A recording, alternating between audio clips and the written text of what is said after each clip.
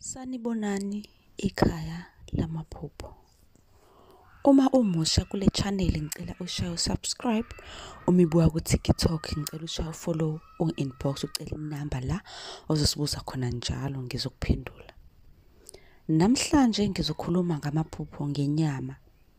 Ngenze ukuthi inyama ihlaza, inyama enjani, inyama noma yenkomo. Uma kuthi nawe ububuze lapha kuma comment lokho ngithatha nje kancane ngenza ivideo ngifaka ku YouTube search ukuthi sichaza amaphupho uzofica inqwaba amavideo engiwenzile.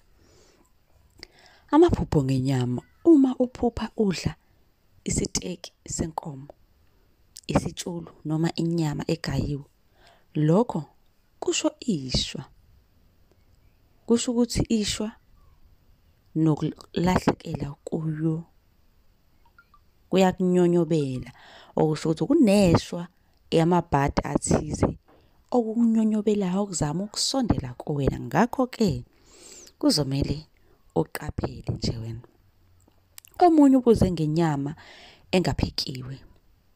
Uma uphupha othile kunika inyama engaphekiwe, kungasho ukuthi imbangi yakho kwezothando ikukhunkula ngomoya omubi. Uma usanda kushada kusho ukuthi